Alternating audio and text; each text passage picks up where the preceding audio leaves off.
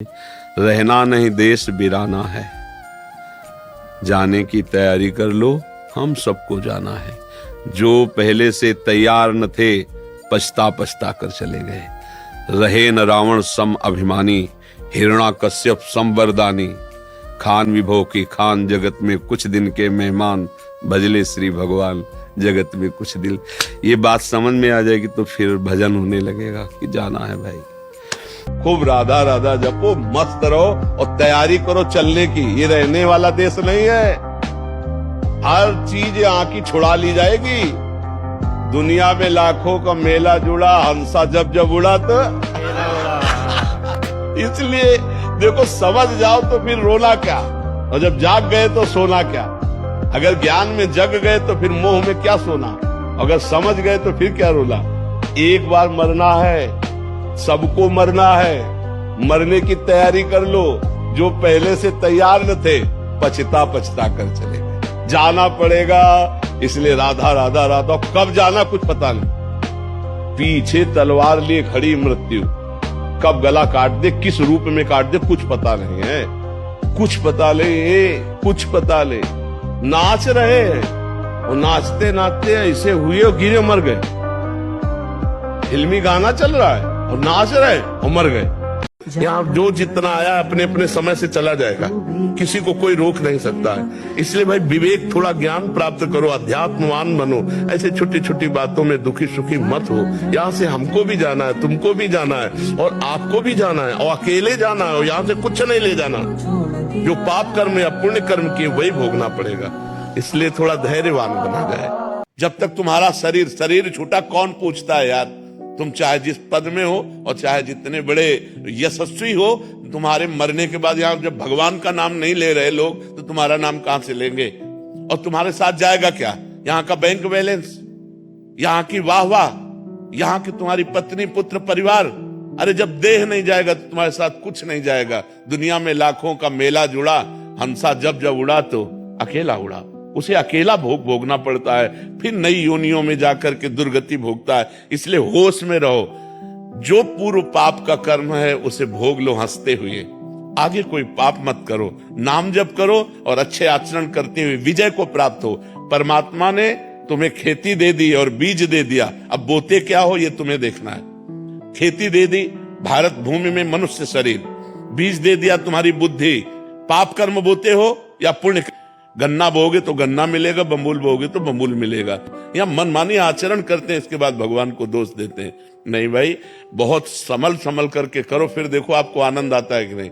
हम अंदर की तुम्हें बात कहते हैं। यदि तुमसे पाप कर्म ना हो तो आप देखो आप सुख में ही डूबते चले जाओगे। लेकिन मनमानी आचरण करते हो, पाप करते हो, जब उसका दंड आता तो भगवान को कोसते हो। भगवान एक सर्व समर्थ पिता है जो तुम्हें दे दिया।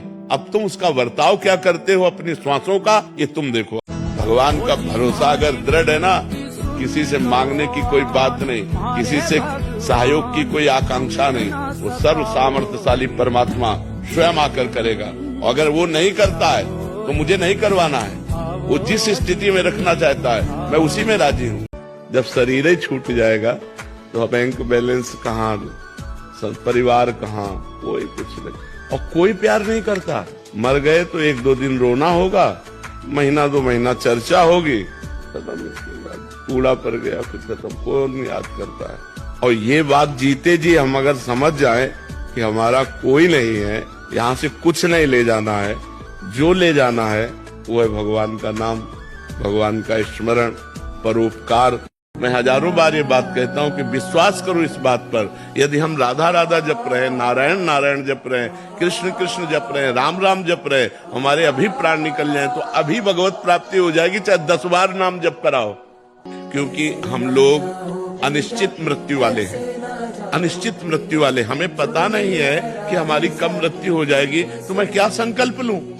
संकल्प तो वो ले जिसको पता है मैं 10 मिनट जीऊंगा। मुझे तो भरोसा नहीं कि 10 सेकंड में, अगले सेकंड में बोल पाऊंगा कि नहीं बोल पाऊंगा। भगवान शिव कह रहे हैं जो तुम्हारे साथ छल कर रहा है, कपट कर रहा है, तुम्हारे साथ उल्टा सीधा व्यवहार कर रहा है, तो आप नाम जप करते हुए शांत भाव से सह गए, आपका ये सहना उसको ठीक कर देगा। या तो बुद्धि शुद्ध करेगा और या बुद्धि भ्रष्ट करेगा, इसी जगह भिड़ाएगा, जाके उसको मिटिया मिट हो जाएगा। इसलिए साधु को, साधक को, भक्त को, उपासक को कोशिश करना चाहिए मृदु व्यवहार, विनम्र व्यवहार, सहनशील। अगर संकट है और भगवान को पुकारा जाए तो उसकी निवृत्ति होने में देर नहीं लगेगी, पर पहले भगवान को पुकारा जाए। हम लोग पहले भगवान को नहीं, जब सब जगह से हार जाते तब भगवान को पुकारते। बिहारी जी से अगर मांगे तो यही मांगे कि आपको जो अच्छा लगे दे दो। हमें अच्छा लगता है आपको देखना, आपका सुमिरन करना, आपको जो अच्छा लगे वो आप दे दो।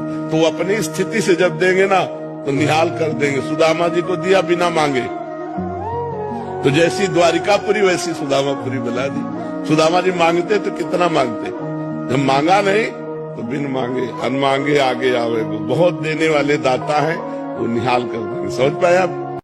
जिसके घर में तुलसी जी विराजमान होती उसके घर में यमराज कभी नहीं जाते। जिसके घर में तुलसी का बगीचा होता है, कई पौधे होते हैं, उसको कहीं तीर्थ जाने की जरूरत नहीं, उसका घर तीर्थ है जिसके घर में तुलसी के पौधे हैं। और यमराज कभी उस घर में किसी भी मरने वाले को लेने नहीं आएंगे। जिसके घर में तुलसी, लगा लो भैया तुलसी लगा लो घर में, काहे को यमराज को आने दोगे? सबके घर में तुलसी, कितना सुंदर पहले था। तो कोई व्यक्ति ऐसा नहीं है जो हमारी चाहों को पूरी कर दे। वो एकमात्र भगवान जो अचाह है और सर्व सामर्थ्यशाली है, वही हमारी चाहों को पूरी कर सकता है। इसलिए भाई जुड़ो, भगवान से जुड़ो, नाम जप करो, सत्संग करो, शास्त्र स्वाध्याय करो, धर्म से चलो, तभी आनंद की प्राप्ति होगी। गुरुजी, पहले मैं शराब, मीट, अंडा, तंबाकू का सेवन करता था। तब से मेरी जिंदगी बहुत आराम से व्यतीत होती थी। जब से मैंने आपका सत्संग सुना, मैंने सब नशे छोड़ दिए, भजन करने लगा, तब से थोड़ा सा कष्ट होने लग गया है।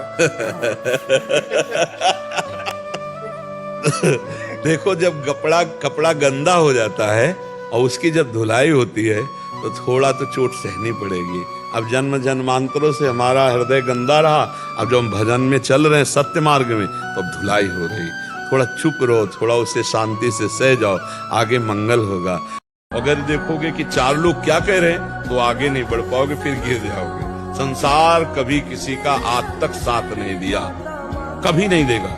पैसा है आपसे तो आपसे प्यार करेंगे, और पैसा नहीं तो आपके प्यार करने वालों का रंग बदल जाएगा, देख लेना।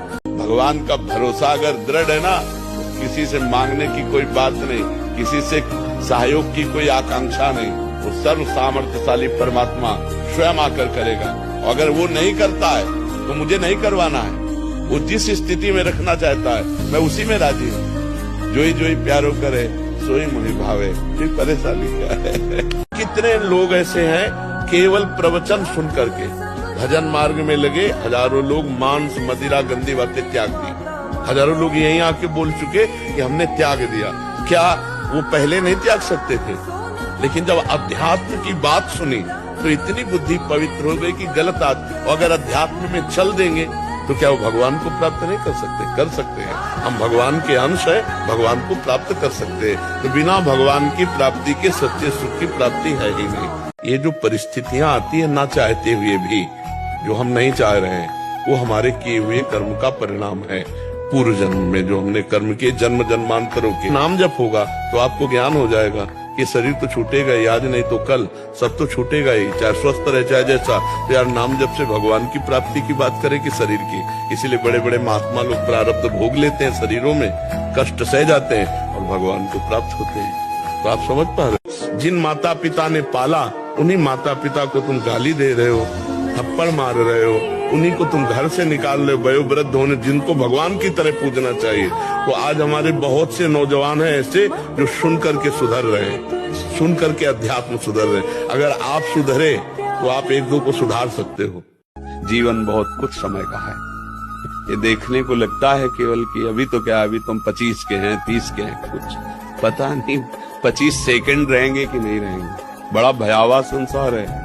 हम उम्मीदें तो वर्षों की बांधे बैठे हैं, ठिकाना सेकंड का, श्वास का नहीं। अच्छे कर्म करो, अच्छा आदमी बनो, जिससे तुम कभी किसी की याद में आओ।